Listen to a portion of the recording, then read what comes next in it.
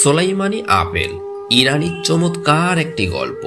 আমরা সুলাইমানের আপেল নামে নতুন একটি গল্প শুনেছিলাম।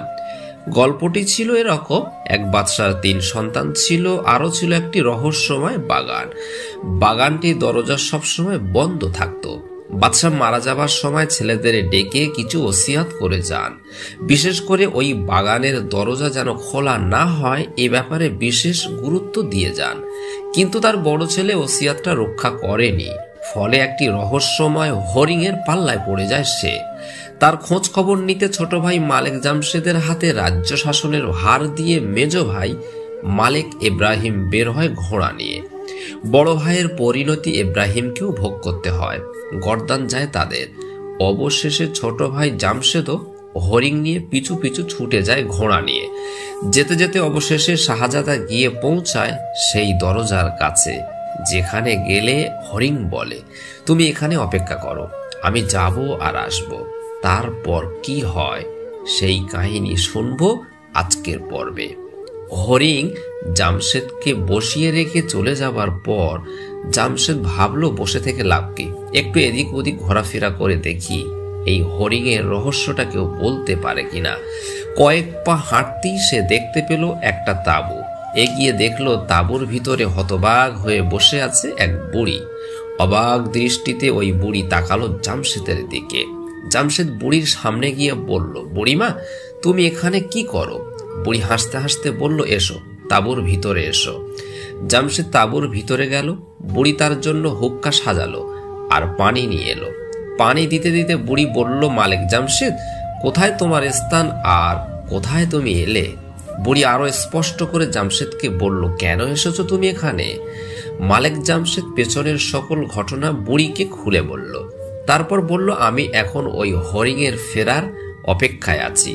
বুড়ি ওই হরিণের কথা শুনতেই মুখটাতে ক্ষুব্ধতা আর চরম আক্রোশ এনে গালি দিল একটা। মালেক জামশেদ বুড়ির এই কাণ্ড দেখে স্তব্ধ হয়ে গেল। বুঝে উঠতে পারছিল না কি করবে। একটু চুপ থেকে বুড়িকে জিজ্ঞেস করেই বসলো, কেন তুমি ওই হরিণটাকে গালি দিলে? কি করেছে সে? বুড়ি কেন হরিণকে গালি দিয়েছিল সে কথা জানতে চেয়েছিল মালেক জামশেদ। বুড়ি বলল, মালেক জামশেদ, তোমার জৈবনটাকে মায়া করো, ভালোবাসো, কিছুতেই ওই হরিণের ফাঁদে পা দিও না। এই হরিণ হলো এই শহরের বাদশার মেয়ে। নিজে হরিণের রূপ ধরে এই বনে এসে ঘোরাফেরা করে সে।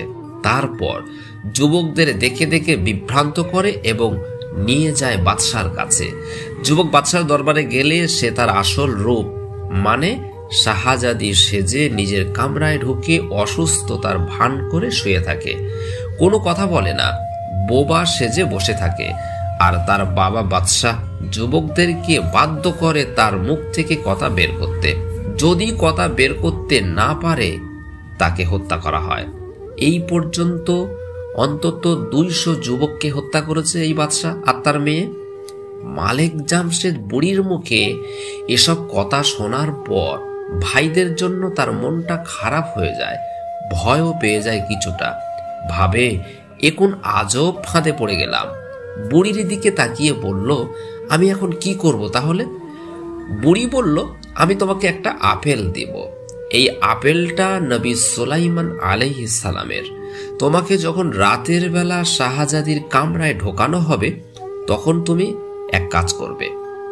তোমাকে তো শাহজাদির মুখে কথা ফোটাতে হবে। তুমি রুমে ঢুকেই আপেলটাকে চুরি করে সতর্কতার সঙ্গে বাতির নিচে রেখে দেবে। এরপর এমনভাবে ফিসফিস করে আপেলের সঙ্গে কথা বলবে যেন দেওয়ালও তা শুনতে না পারে। প্রথমে বলবে, দেখো, তোমাকে আমি হযরত সুলাইমান আলাইহিস সালামের কবরের কসম দিচ্ছি, কথা বলো, রাতটা আমাদের জন্য আনন্দময় হোক। মালেক জামশেদ বুড়ির হাত থেকে আপেলটা নিয়ে তার পকেটে ঢোকালো।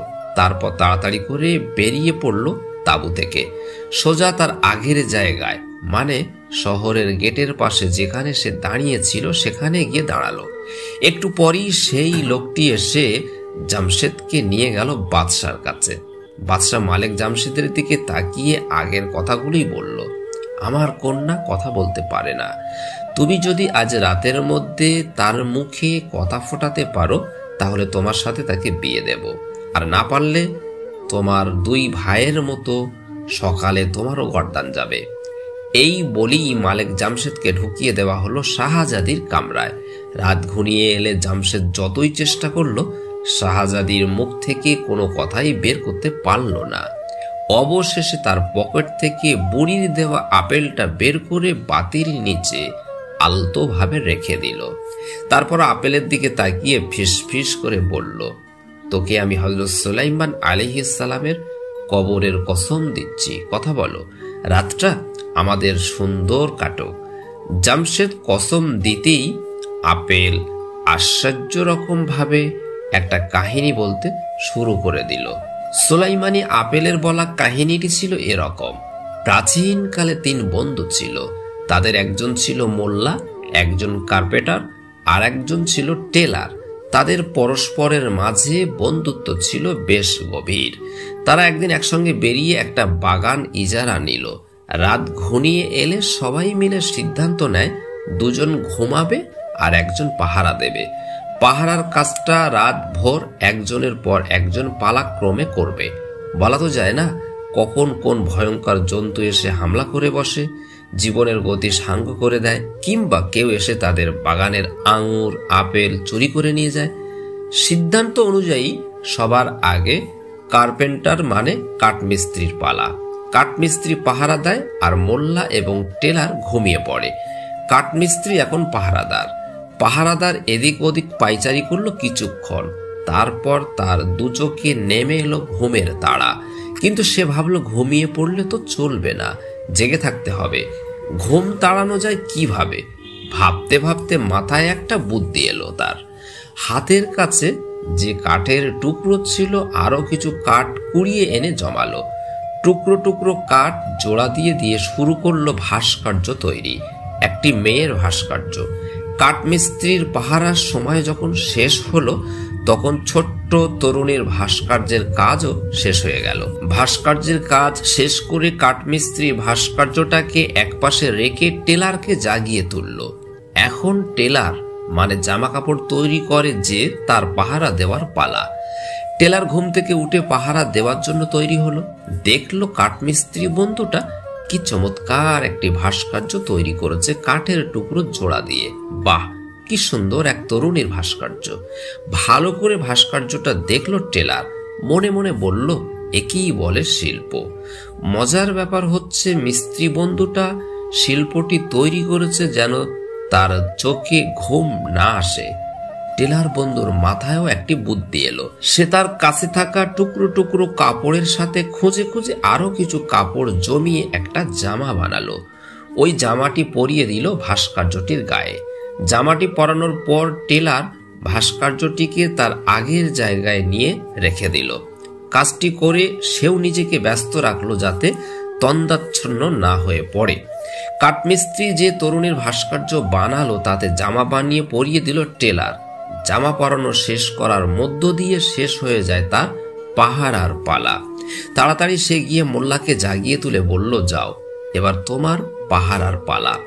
মোল্লা উঠে গেল এবং দেখলো কাঠমিস্ত্রি বন্ধু যে ভাস্কর্য নির্মাণ করেছে টেলার তাতে জামা বানিয়ে পরিয়ে দিয়েছে। এবার মোল্লাও শুরু করে দিল তার কাজ। কি সব পড়ে ফুটু দিয়ে ভাস্কর্যটাকে প্রাণ দিয়ে দিল। আশ্চর্য রকম ভাবে ভাস্কর্য কন্যা সোজা হয়ে জীবন্ত মানুষের মতো উঠে দাঁড়ালো। তখন ভোরবেলা। কাঠমিস্ত্রি আর টেলারও তখন ঘুম থেকে উঠে পড়ল। জেগে উঠতেই তাদের চোখ তো ছানা বড়া, এত সুন্দরী মেয়ে। 3 জনই তাকে দেখে বলল, এই কন্যার অধিকারী আমি। ব্যাস, লেগে গেল ঝগড়া। 3 বন্ধুর মাঝে তুমুল ঝগড়া। একজন আর একজনের গলা চেপে ধরে মেরে ফেলার উপক্রম। কাঠমিস্ত্রি বলল, একে বানিয়েছি আমি, সুতরাং ও আমার। টেলার বলল, আমি নিজে হাতে তাকে জামা পরিয়ে সুন্দরী বানিয়েছি, অতএব ও আমার। মোল্লা বলল, ও তো ছিল নিষ্প্রাণ এক ভাস্কর্য মাত্র, আমি ওকে জীবন্ত করে তুলেছি, ও আমারই। হে মালেক জামশেদ, এবার তুমিই বলো কার দাবি ঠিক, এই মেয়ের অধিকারী কে?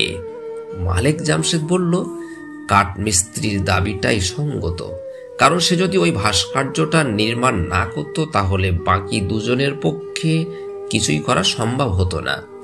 মালেক জামশেদের কথা শুনে হঠাৎ করে শাহজাদি বলে উঠল, না মালেক জামশেদ, প্রকৃত অধিকারী মোল্লা।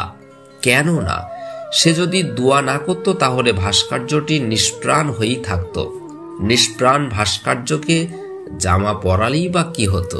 শাহজাদির কামরার বাহিরে প্রহরী বাদশার কর্মচারীরা যখন শুনল রাজকন্যা কথা বলেছে, দ্রুত বাদশাকে গিয়ে খবরটা জানালো। বাদশা যখন শুনল তার মেয়ে কথা বলেছে, ভীষণ খুশি হয়ে গেল এবং মেয়ের রুমে এসে নিজ কানে শুনে নিশ্চিত হতে চাইল। মেয়েও দেখল এখন আর অস্বীকার করার কোনো জো নেই। তাছাড়া মালেক জামশেদকেও তার পছন্দ হয়েছে, ভালো লেগেছে, তাই সে কথা বলতে শুরু করে দিল। মালেক জামশেদকে সে বলল, তুমি সেই যার অপেক্ষায় ছিলাম এতদিন। জামশেদেরও ভালোই লেগেছে মেয়েটিকে, মানে শাহজাদিকে। সে তাই বলল, আমি একটি শর্তে বিয়ে করতে পারি। শর্তটা হলো এই ধরনের বোবার অভিনয় আর কখনো করা যাবে না। শাহজাদি মেনে নিল।